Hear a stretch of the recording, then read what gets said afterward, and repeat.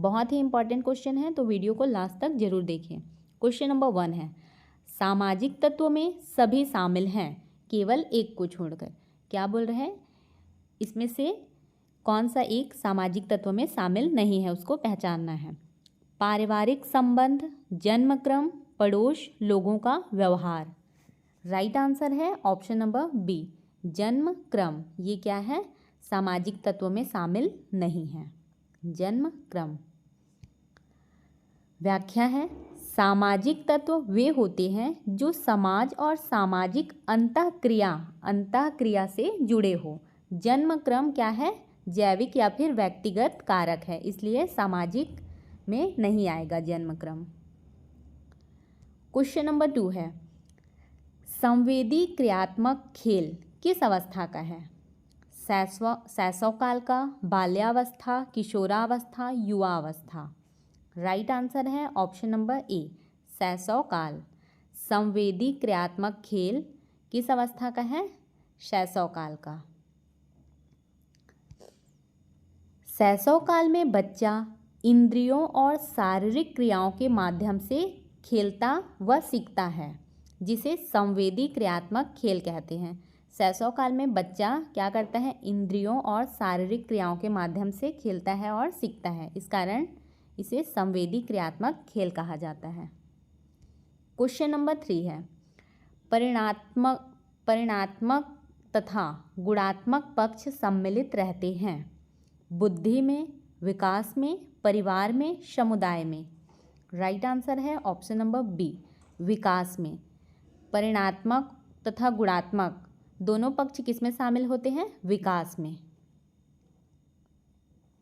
विकास में मात्रा मतलब लंबाई या फिर वजन, और गुणवत्ता मतलब क्या होता है?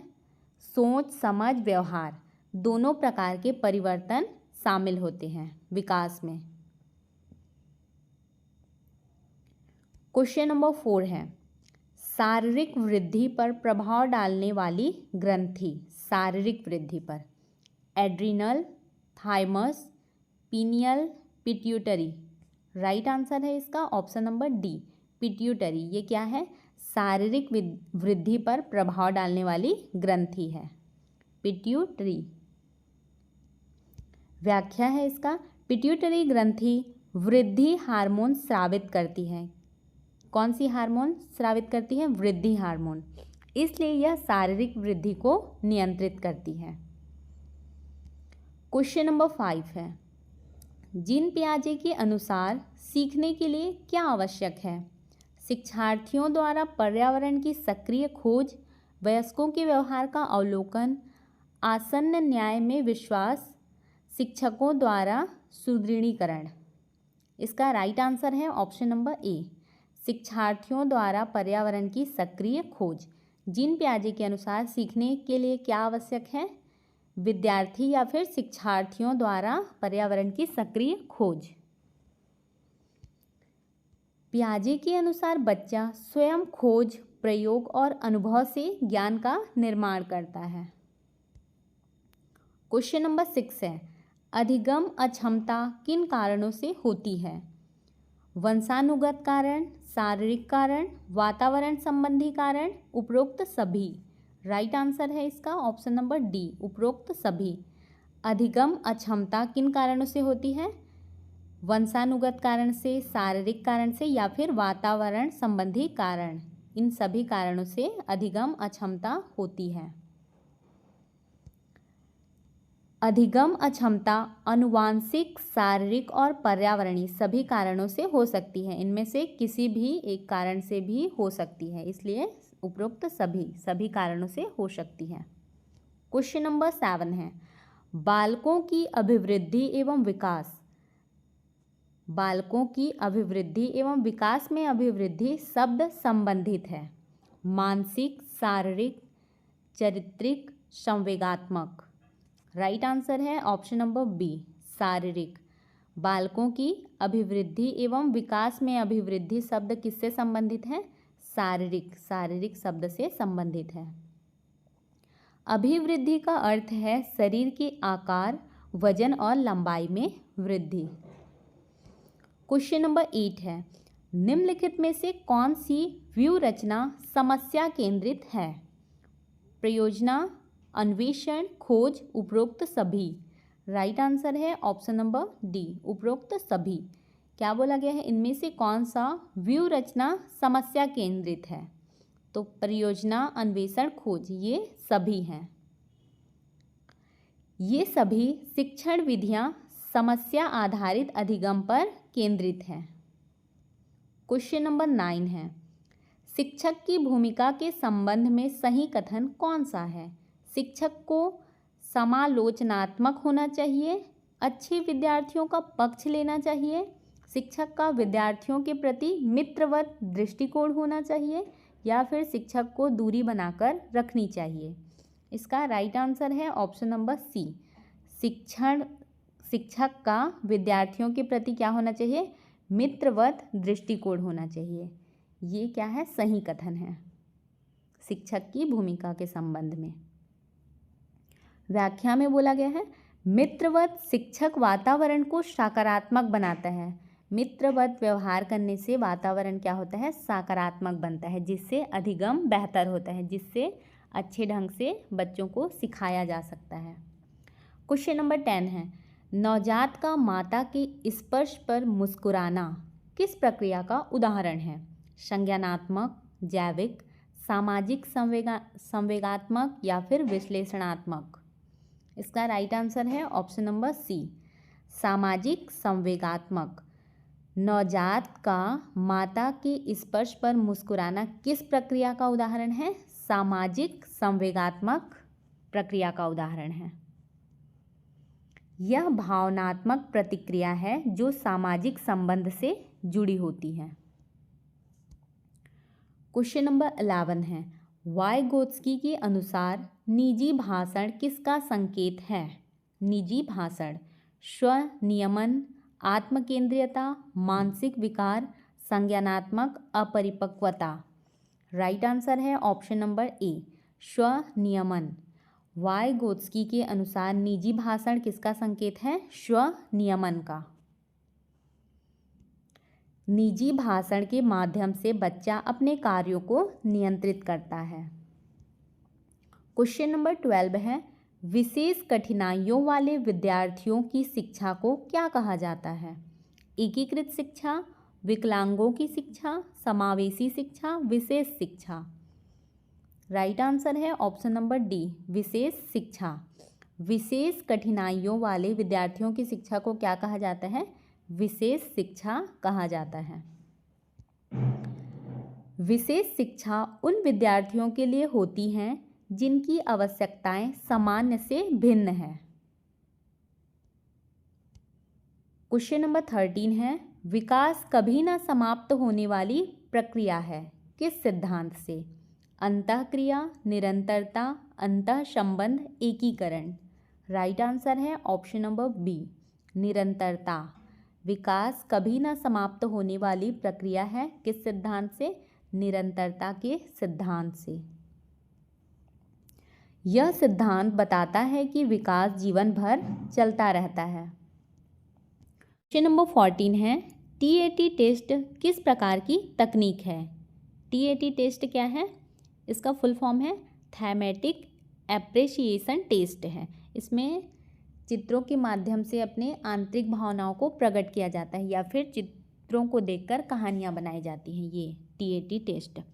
तो टीएटी टेस्ट किस प्रकार की तकनीक है पूछा है? व्यक्तिनिष्ठ, वस्तुनिष्ठ, प्रक्षेपण, प्रयोगात्मक। राइट आंसर है ऑप्शन नंबर सी, प्रक्षेपण। टीएटी टेस्ट किस प्रकार की तकनीक है? प्रक्षेपण। टीएटी में व्यक्ति अपनी आंतरिक भावनाओं को चित्रों के माध्यम से व्यक्त करता है। क्वेश्चन नंबर 15 है, विकास के सिद्धांतों में से कौन सा गलत है? व्यक्तिगत विभिन्नता होती है, विकास संयोग का परिणाम होता है, यह सतत प्रक्रिया है, यह अनुमानित है। राइट आंसर है ऑप्शन नंबर बी, विकास संयोग का परिणाम होता है। विकास के सिद्धांत में कौन सा कथन गलत है पूछा है? तो कौन सा कथन है? विकास संयोग का परिणाम होता है, यह कथन क्या है? गलत है। विकास नियोजित और क्रमबद्ध होता है, संयोग मात्र नहीं। क्वेश्चन नंबर 16 है, विकास का सही अर्थ है परिवर्तनों की प्रगतिशील श्रृंखला, अभिप्रेरणा से परिवर्तन, अभिप्रेरणा व अनुभव से परिवर्तन, परिपक्वता और अनुभव से परिवर्तन। राइट आंसर है ऑप्शन नंबर डी, परिपक्वता और अनुभव से परिवर्तन। विकास का सही अर्थ क्या है? परिपक्वता और अनुभव से परिवर्तन। विकास परिपक्वता और अनुभव दोनों से होता है। क्वेश्चन नंबर 17 है, विद्रोह की भावना किस अवस्था से संबंधित है? बाल्यावस्था, शैशवावस्था, पूर्व किशोरावस्था, मध्य किशोरावस्था। राइट आंसर है ऑप्शन नंबर सी, पूर्व किशोरावस्था। विद्रोह की भावना किस अवस्था से संबंधित है? पूर्व किशोरावस्था से। इस अवस्था में बच्चा स्वतंत्रता चाहता है और विद्रोह करने लगता है। क्वेश्चन नंबर 18 है, अत्यधिक तनाव की अवस्था कौन सी है? किशोरावस्था, बाल्यावस्था, वयस्क अवस्था या फिर शैशवावस्था। करेक्ट आंसर है ऑप्शन नंबर ए, किशोरावस्था। अत्यधिक तनाव की अवस्था है किशोरावस्था। शारीरिक, भावनात्मक और सामाजिक बदलाव के कारण तनाव अधिक होता है। क्वेश्चन नंबर 19 है, स्मृति और समझ स्तर के शिक्षण मॉडल का प्रमुख चरण है। क्या बोला है? स्मृति और समझ स्तर के शिक्षण मॉडल का प्रमुख चरण। योजना, अन्वेषण, सामान्यकरण, प्रस्तुतिकरण। राइट आंसर है ऑप्शन नंबर डी, प्रस्तुतिकरण। स्मृति और समझ स्तर के शिक्षण मॉडल का प्रमुख चरण क्या है? प्रस्तुतिकरण। इस स्तर पर विषय वस्तु का स्पष्ट प्रस्तुतिकरण आवश्यक होता है। क्वेश्चन नंबर 20 है, पुनर्बलन का सिद्धांत किसे कहते हैं? ऑरिएंटेड कंडीशनिंग, उद्दीपन प्रतिक्रिया, क्लासिकल कंडीशनिंग या फिर सूझ सिद्धांत। इसका राइट आंसर है option number A, oriented conditioning. ये क्या है? पुनर्बलन का सिद्धांत। इसमें व्यवहार को पुरस्कार या फिर दंड से मजबूत किया जाता है। क्वेश्चन नंबर 21 है, 6 से 14 वर्ष के बच्चों की निःशुल्क शिक्षा किस अनुच्छेद में है? 26, 15, 45, 21 ए। राइट आंसर है ऑप्शन नंबर डी, 21 ए में। 21 ए में क्या है? 6 से 14 वर्ष के बच्चों की निःशुल्क शिक्षा है। 21 ए। यह शिक्षा को मौलिक अधिकार बनाता है। क्वेश्चन नंबर 22 है, पीयर रेटिंग का अर्थ है साथियों द्वारा मूल्यांकन, पीयर ग्रेडिंग। कोई भी कर सकता है, कठिन मूल्यांकन। राइट आंसर है ऑप्शन नंबर ए, साथियों द्वारा मूल्यांकन को क्या कहा जाता है? Peer rating. Peer rating. इसमें समूह के सदस्य एक दूसरे का मूल्यांकन करते हैं। क्वेश्चन नंबर 23 है, विशेष शिक्षा में किसे शामिल किया जाता है? प्रतिभाशाली छात्र, खेलों में उत्कृष्ट, नशा करने वाले, कमजोर वर्ग। राइट आंसर है ऑप्शन नंबर ए, प्रतिभाशाली छात्र। विशेष शिक्षा में किसे शामिल किया जाता है? प्रतिभाशाली छात्र को। विशेष शिक्षा केवल कमजोर नहीं बल्कि प्रतिभाशाली छात्रों के लिए भी होती है।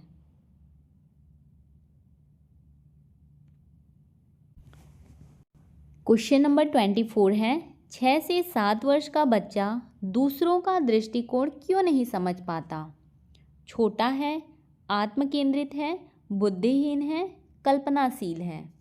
राइट आंसर है ऑप्शन नंबर बी, आत्मकेंद्रित है। 6 से 7 वर्ष का बच्चा दूसरों के दृष्टिकोण को क्यों नहीं समझ पाता? क्योंकि आत्मकेंद्रित है। पियाजे के अनुसार इस अवस्था में बच्चा केवल अपने दृष्टिकोण से सोचता है। क्वेश्चन नंबर 25 है, भौतिक और सामाजिक वास्तविकता की अवधारणा किस विकास से जुड़ी है? शारीरिक, बौद्धिक, संवेगात्मक, सामाजिक। राइट आंसर है ऑप्शन नंबर बी, बौद्धिक। भौतिक और सामाजिक वास्तविकता की अवधारणा किस विकास से जुड़ी है? बौद्धिक विकास से।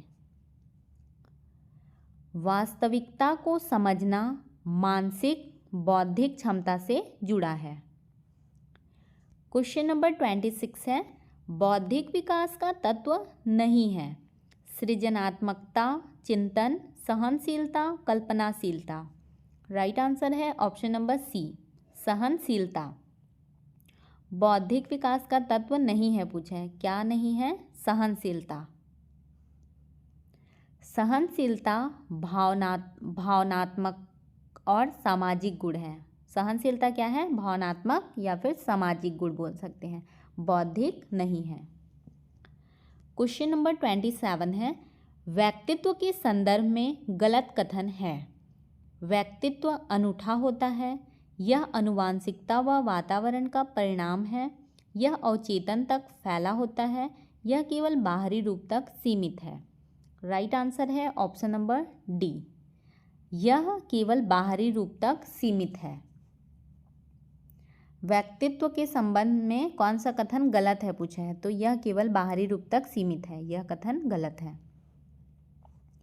व्यक्तित्व में आंतरिक और बाह्य दोनों गुण शामिल होते हैं। क्वेश्चन नंबर 28 है, सामाजिक विकास को प्रभावित करने वाला व्यक्तिगत कारक नहीं है पूछा है।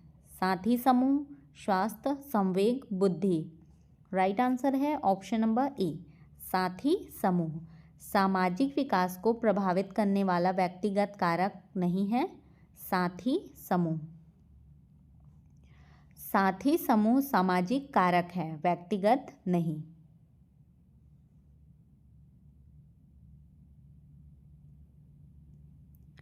क्वेश्चन नंबर 29 है, कोहलबर्ग के अनुसार दूसरों की स्वीकृति हेतु कार्य करना किस चरण को दर्शाता है? क्या बोला गया है? कोहलबर्ग के अनुसार दूसरों की स्वीकृति हेतु कार्य करना किस चरण को दर्शाता है? पारंपरिक, पोस्ट पारंपरिक, औपचारिक, पूर्व पारंपरिक। राइट आंसर है ऑप्शन नंबर ए, पारंपरिक। दूसरों की स्वीकृति हेतु कार्य करना क्या है? पारंपरिक चरण को दर्शाता है। इस स्तर पर व्यक्ति समाज की स्वीकृति के अनुसार कार्य करता है। क्वेश्चन नंबर 30 है, यहाँ पे दिया हुआ है ए ग्रेटर देन बी, ए बड़ा है बी से, यहाँ पे बी बड़ा है सी से और यहाँ पे ए बड़ा है सी से। निष्कर्ष किस क्षमता का उदाहरण है बोल रहे हैं? क्रमबद्धता, संरक्षण, सकर्मक विचार, निगमनात्मक तर्क। राइट आंसर है ऑप्शन नंबर सी, सकर्मक विचार।